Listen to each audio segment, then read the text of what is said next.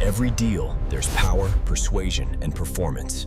This is the Sharkside, where ambition meets discipline. Welcome to the Sharkside. Hey everyone, this is the Sharkside podcast. We're going to talk a little bit about business. We're going to talk a lot about sales. But first, I just wanted to introduce myself. I am MJ Cordova. Many people know me as the Shark of Sales. I have been in sales for 40 plus years. I started when I was really young. I have done just about every kind of sales that you can imagine. I've done phone, door-to-door, business to business, business to consumer. So really had just a ton of experience doing it all. And I have a passion for sales. I have a passion for talking about it. I have a passion for sharing my experience with others. I have a passion from learning from other people. And so I really want to get dialed in on having great sales conversations, having great business conversations. I have been a 2-time business owner. I've been a CEO a couple times and ran sales organizations, large to small. Been doing that type of stuff for 20 plus years, almost 25 years. And there's so much information out there. Sometimes it gets confusing. Sometimes it's complicated. Sometimes it's just flat untrue. So one of the things that I really have as a goal is to be able to talk to people and say, here's what's true and here's what's not true. I don't have a lot of motive for telling you anything that doesn't work or that's self-serving. We are in a generation of mass information and there's so much out there to consume. We have people, maybe they're like myself, that are just a little gray in the beard and want to help others, want to share some things we learned, some mistakes we made, some success we had. And then there are others out there who are going to regurgitate nonsense, charge a bunch of money, and not really give value. And then there's a bunch of stuff in between. There are people who are very specific to helping out with a certain portion of the sale or a certain industry in sales. And I have some expertise in that stuff. But really, what I do is cut down to the fundamentals of what is sales. And the reality of that is it's just a relationship. And too many times you're seeing techniques or conversations out there about how to control, how to manipulate, how to get your desired result in a way that I don't think is necessarily helpful to the other person. And if you're the type of person who wants to have that kind of relationship, you probably have that relationship in your personal life too. It's probably not the podcast for you. If you want to talk about what true lasting sales is and getting referrals and building a true business that sustains itself, that has to be built through relationships. So much of what we talk about here is the relationship part of how do we interact through this sales process? How do we build that relationship? What does it mean to each person within that relationship? And when we do that, you see that there's a much more natural way to do business with people. I wrote a book. It's an Amazon bestseller called Map to Sales. And one of the chapters in that book is called Not Everyone is Your Customer. And I think that too many times we're operating from scarcity and we really go after and accept situations and relationships in our professional life that aren't healthy, that aren't the best for us. And the more time we spend on those, the less time we have to spend on the relationships that are good for us, the relationships that we should be nurturing and the relationships we should be building. So keep that in mind as we go through this journey that we're going to go through. And as you connect with this podcast and you connect with me on social media or through the website, however that may be, but really understand that fundamentally, this sales relationship, this business relationship is more about the relationship than it is about the ultimate goal, which is to close the sale. That will happen naturally and organically when we create healthy, productive relationships that work for both people on both ends. I would like to tell you about a relationship I encountered that was probably the best influence on my sales career. And it really was relatively early on in my career. I was working for Verizon in that time in their advertising division. And I was trying to learn this whole sales process. Previous to that, I had spent several years in sales, and it was more about just being a nice guy, just trying to fulfill customer needs, not really understanding sales process, how to develop that process, how to develop the relationship as I went. And so I was with my trainer / sales manager at a call, and I was going through the steps, which I was trained on, but didn't really understand what they meant. And luckily, the client had to take a phone call, so they excused themselves, said, "Hey, I'm going to take this call." Stepped out of the office for a moment, and I still remember Alan telling me, "Where are you going with this?" As he had this kind of surfer voice. He was the coolest guy ever. He says, "Where are you going with this, man?" And I was like, "I don't know. I'm just following the steps." And he walked me through, we're not just going through steps here. What we're doing is we're giving you a roadmap to develop a relationship with somebody. We're giving you a roadmap to understand what they need. And we're all passionate about products and services that we sell, and we like to think what we have is for everyone. And in the reality, it's probably not. Most of our companies, if they're well-run companies, understand that they have a very specific target client. And our message in our relationship should be centered around that target client. When it is, then as you get to know the client and you understand their needs, you can position yourself to help them through some challenge or towards some goal. And there are so many sales trainers and coaches and gurus out there. And there's the old school guys who wrote books, a ton of books a long time ago, to guys that are up and coming and just taking TikTok by storm. And I know that I gravitate towards some more than others. I know that I gravitate toward solution and relationship style selling more than I do sort of manipulation and positioning style coaches and trainers. So I get asked all the time, what are your favorite sales books? And I think first and foremost, one that everybody should read is The Greatest Salesman in the World by Og Mandino. And that will really give you some perspective on developing relationships and creating value based on need that's a good fit for your client or your prospect. I tend to lose patience with and even rebel against, quite defiantly, the more manipulative type sales processes. We have so many options out there, and I was in the car business for a time. I sold Harley Davidsons for a while also. That's a brutal industry as far as manipulation goes. Some really good techniques as far as understanding clients' emotional drivers, but also some very manipulative techniques in taking advantage of those emotional drivers. I will tell you where I stand strongly against, and that is the magic wand of training, which is just say this, just do that. There's a certain technique, and it's a funny story, but I was having discussions with someone who was talking about their training program, which is a very well-known sales so-called guru. And it was door to door. So they're in the home of the person who's looking to buy a service. And part of the training was the person saying, well, I need to talk to my husband about this. And the response was, well, let's get him on the phone. And to me, that is like, I don't know about you guys. Me personally, I would toss that person out of my house so quickly. If I said, hey, I'd like to run this by my wife, and somebody said, let's get her on the phone. That is not a relationship. That is not putting the needs of your client first. That is manipulative, and it's fear-based selling. What I would tell you is I work with several companies in the blue-collar space, a couple roofing companies, and there's a big debate in that industry about one-call closing. How hard do you push to close on the spot? I understand why they do it, mostly because once you leave the home, once the client leaves the lot, once they leave your office, once you're off the Zoom call, the chances of closing that sale go down significantly. And I understand that. That is just a ratio that is within your metrics.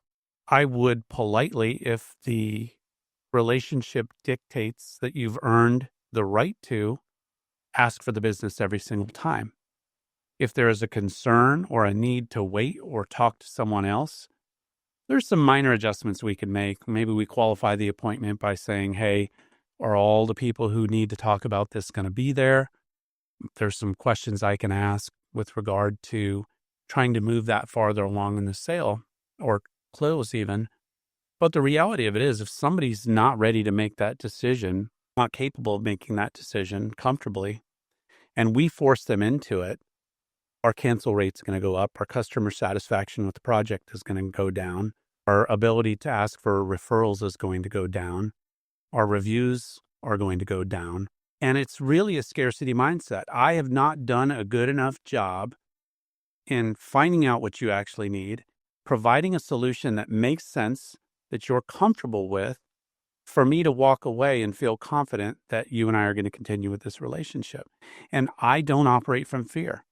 I truly believe that if I'm in a situation where you and I are talking about your needs, and I've qualified you and you are my ideal client, and I have a solution that fits your needs, that solves a problem for you, that gets you closer to a goal, I am not fearful about letting you think about that overnight. I'm just not. I don't think anybody else has done that good a job. I've been around sales long enough to know I know what I'm up against. I know these other people are going to be pushing hard. I know they're going to tell you to get your spouse on the phone, which to me is extremely insulting. I know my significant other, if you told her, let's call him right now, she would flip out. And I would too. I trust her to make any decision she needs to make. And if she doesn't want to make it right now, that's her choice, as it would be mine. And so it's really condescending and insulting to people to say, why don't we get them on the phone? And to me, for all these flat bill hat, tight t-shirt guys walking around, Mr. Tough Guy, why don't we get him on the phone? That is the epitome of weakness. You are showing fear when you do that. You know what? I go into this fearlessly. I've pre-qualified. I know who my ideal client is. I know what my value to them is. I found out exactly what it is they need, and I've provided a solution that makes sense. I am not afraid to let them think about it. I will ask them, what questions or concerns do you have before I leave? What additional information would help you make this decision? When they give me that information, I'll get it to them. But I think people need to get back to creating relationships and having respect for the process and the client. Sales and marketing are two different sides of the same coin. They're both related to customer acquisition. And I think too many times people put too much weight on marketing to try and make up for sales deficiencies. There is a trend in many cases to be the loudest, to be the most vocal, to be the most frequent, to be the most branded. And I don't think that there's anything wrong with that as long as it's part of a larger business plan. We have to understand, number one, I've said it over and over again, and one of the largest problems that businesses face, and by default, salespeople for those businesses have, is that there's not a properly defined ideal customer. When we properly define our ideal customer, the market is going to tell us where they are, how they consume information, how they like to be marketed to, what they respond to. Then that marketing allows us to be very top of mind. People are aware of our brand. They're aware of who we are. It gives us credibility in most cases, unless people hate you, which is common at times too. But marketing is there to generate interest and to support sales. At times, depending on the company, the industry, etc., marketing generates leads, which the salespeople will then follow up on. But it's kind of a fine line that people confuse the two and think that there's actually more overlap than there is. And what we have to understand is that the brand itself has to be attractive to our ideal client in the time and media and area that are attractive, our client is in. And then our sales process and message has to match the brand, the marketing, the message, and what our ideal client is looking for. So it's kind of complicated sometimes because we want marketing to do all of our work for us because we're lazy inherently. And that's fine too. Better, bigger, faster is always good in most cases. But sometimes we don't think of how the dominoes fall. We buy a billboard and we expect that to generate leads, or we think if we post on Facebook 3 times a day, it's going to generate leads, and then we don't have to do sales activities. And the reality is marketing has to be very specific, and most people don't do marketing well. They just do a lot of bad marketing. By default, it generates awareness, generates a lot of leads. And because they're spending so much time and attention and money on marketing, they don't spend as much time on what that sales process is. Think of your life. Think of the relationships you have in your life. And if before you went into all those relationships, whether it's a romantic relationship, a work relationship, a relationship with your children, somebody gave you a successful roadmap to here's how to have a healthy, productive relationship that both people benefit from, think how much better off all of our lives would be. And sometimes in our personal life, it's a little bit more difficult to do, but in our professional life, it is absolutely possible that we can set out and have a very intentional, scripted conversation that will develop the trust that it's required to learn about our potential clients' needs and then position our product or service to successfully meet those needs and help them reach their goals or prevent whatever catastrophe you were preventing. And so sometimes people think that sales is this art that you roll in there, you have a couple of jokes, you have a great smile, you buy a drink, slap them on the back, tell a couple of jokes, ask a couple silly questions, and all of a sudden now you're in position to do the closing questions. And it's much more complex than that because people are more complex than that. Emotions are more complex than that. Situations are more complex than that.